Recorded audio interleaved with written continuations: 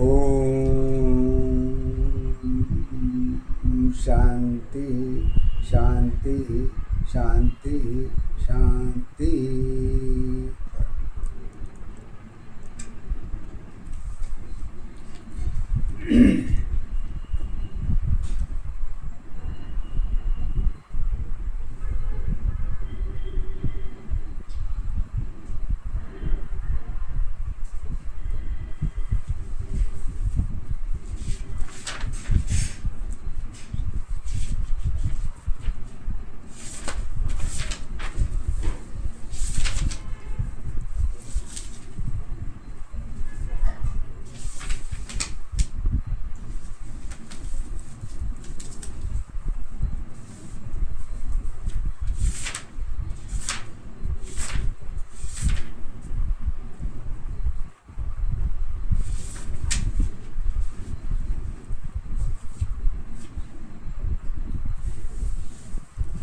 आज गुरु माता जी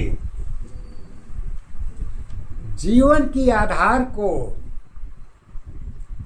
प्रेम के आधार से, प्रश्न का आधार भी यही है कि प्रेम की परिभाषा और जीवन की आधार एक दूसरे के साथ जुड़ती है तो कहाँ तक सफल होती है, कहाँ तक असफल होती है।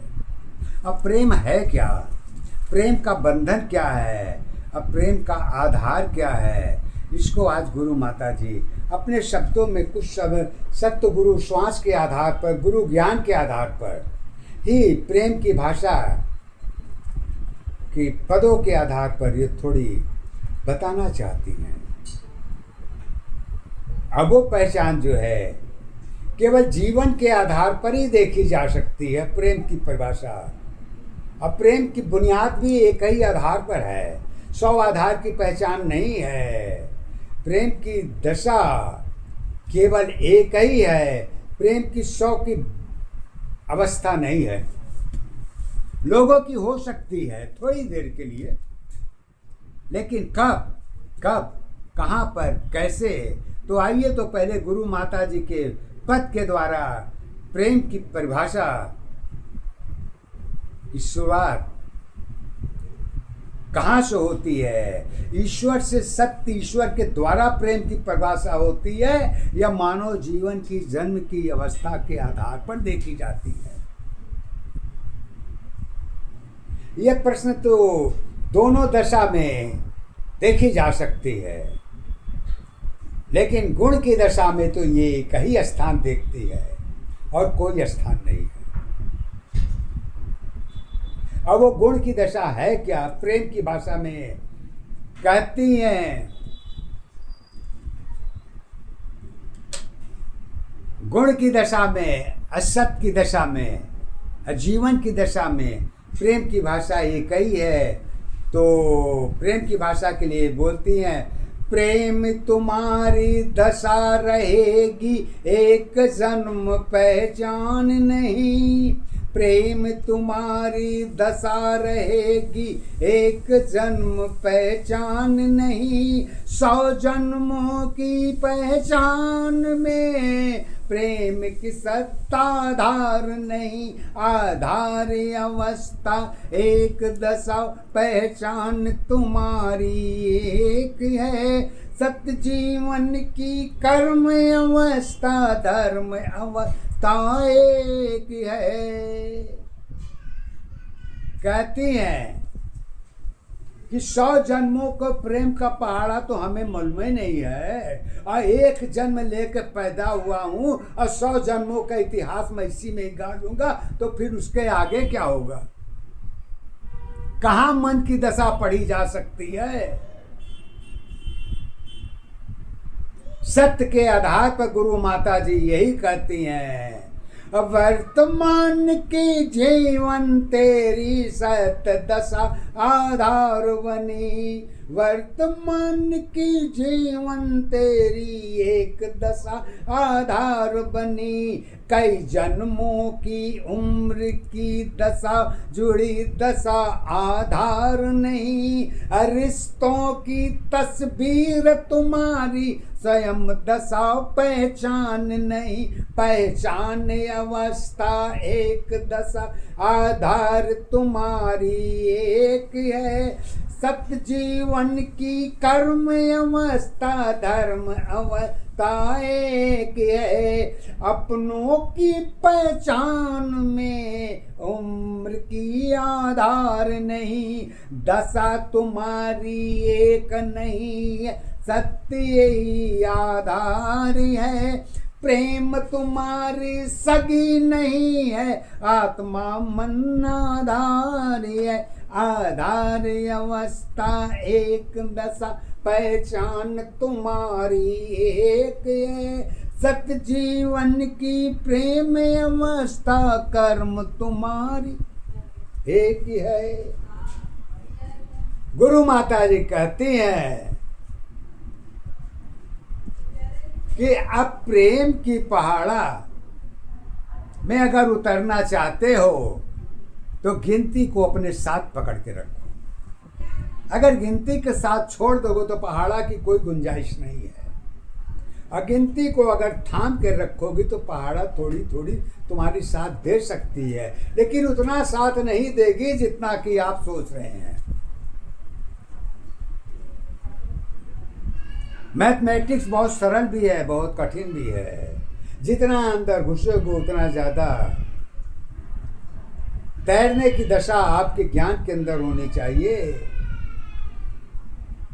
अगुण की दशा में होनी चाहिए। अगर उसमें नहीं है तो फिर आप तो कहने की फिर क्या है, फिर जो तुम्हारे पास प्रेम का पहाड़ा है उसी पहाड़ों को लेके चलो। तो कहती हैं कहाँ कैसे, कहते प्रेम तुम्हारी सदा रहेगी आत्मा मन के आधार पर, जगत अवस्था जुड़ी रहेगी सदा कर्म आधार पर, परिवर्तन की दशा रहेगी जन्म मृत्यु पहचान पर, विचार तुम्हारी सदा रहेगी मन के सत्ताधार पर। कहती है मन के सत्ताधार पर तो जन्म मृत्यु की पहचान तो होती है, लेकिन इसी में डर की भी अवस्था जुड़ी होती है, जिसको आप अपने अंदर देखते हैं। बाहरी दशा में भी डर है, अपने में भी डर है। डर कहाँ है, डर की क्या पहचान है।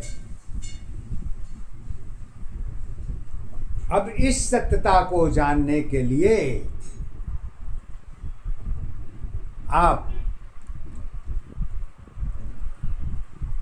जगत के पैमाना को पहचानिए कि जगत का पैमाना क्या कहता है। सत्य का पैमाना जगत के साथ तो जुड़ा है, लेकिन सत्य का कोई वर्क नहीं होता है, क्योंकि यहाँ तो जगत का फार्मूला चलता है। तो सत्य कहता है भैया मैं अपनी चीज़ अपने पास रखूँ, तुम अपना लेके चलो, क्योंकि ये जगत का घर है, कर्म का स्थान है। कर्म का स्थान सदा कर्म के द्वारा ही देखा जाता है, सत्य के द्वारा नहीं।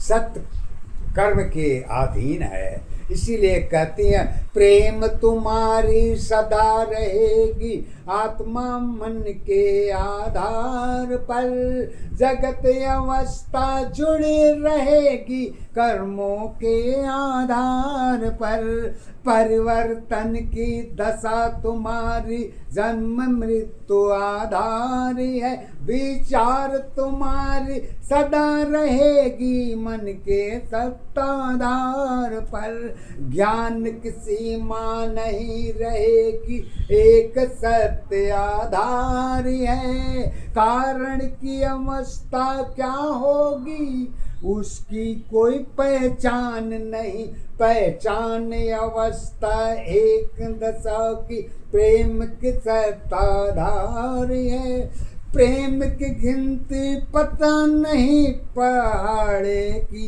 क्या पहचान है, पहचान अवस्था एक दशा, आधार तुम्हारी एक है। सत्य जीवन की कर्म अवस्था, धर्म अवस्था एक है। अब इसको गुरु माता जी कहती हैं, प्रेम की भाषा इतना सरल नहीं है। अगर पूरा ग्रंथ लिख दिया जाए वो भी छोटा ही नजर आएगा, लेकिन कम शब्दों में प्रेम की भाषा को गुरु माता जी सत्य के आधार पर बताना चाहती हैं कि मूल आधार प्रेम का होता क्या है, कहाँ से पैदा होता है, अब प्रेम की भाषा का जन्म कहाँ से होता है। कोई जन्म ही बता दे प्रेम का तो मैं उसको जान लूँ, लेकिन प्रेम का भाषा ये धर्म गीता रामायण नहीं है। सत्य की रामायण के आधार पर प्रेम की भाषा का परिभाषा तो एक ही अवस्था में देखी जाती है। अब वो अवस्था क्या है, कारण के आधार पर, सत्य के आधार पर।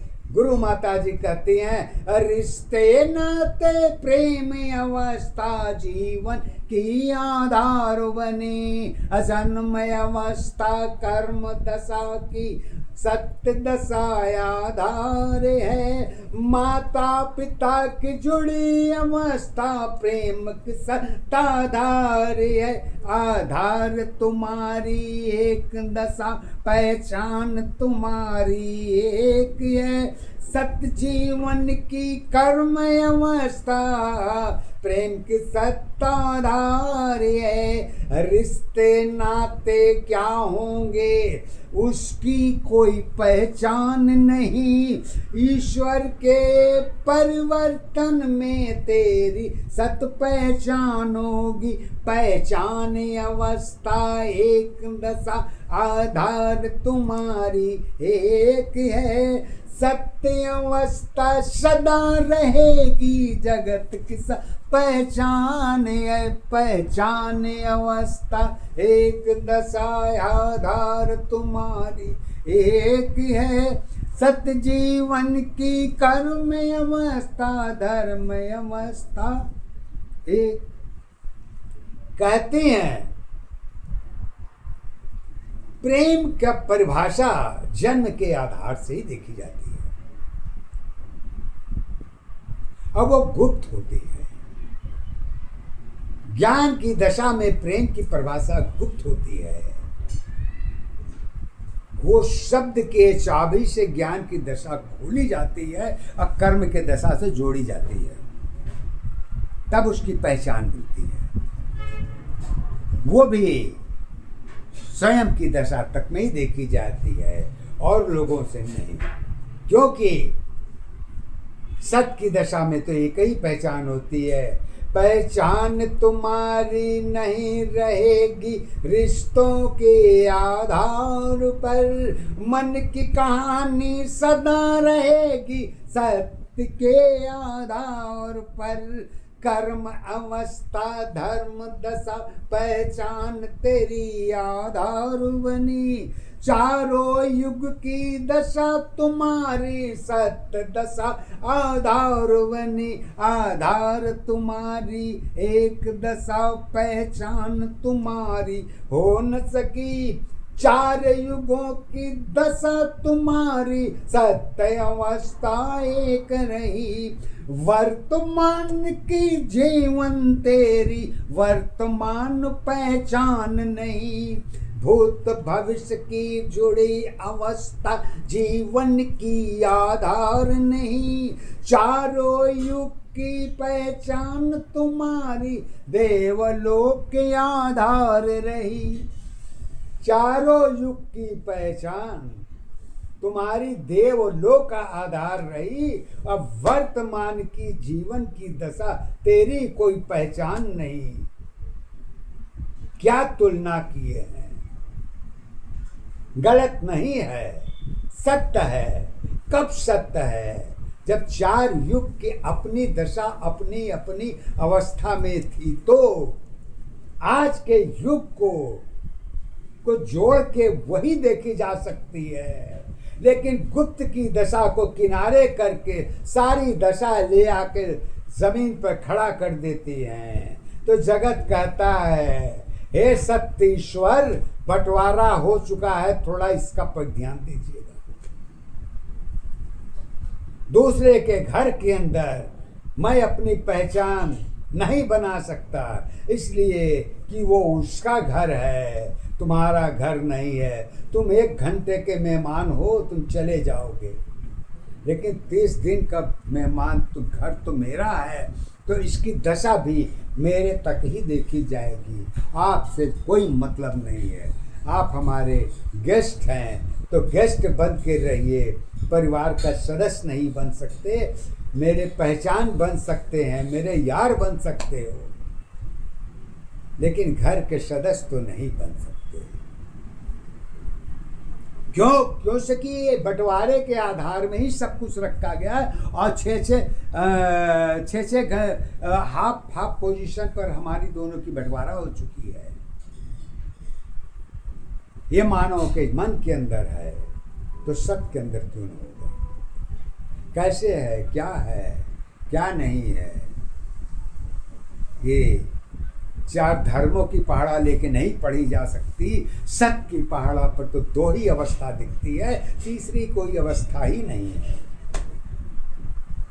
और जब तीसरी अवस्था जुड़ेगी तो उसी 2 अवस्था के साथ जुड़ेगी। आपका मकान आपके नाम है, तो पहचान भी आपके नाम है, मेरे नाम नहीं है। मैं अभी हूँ, चला जाऊँ।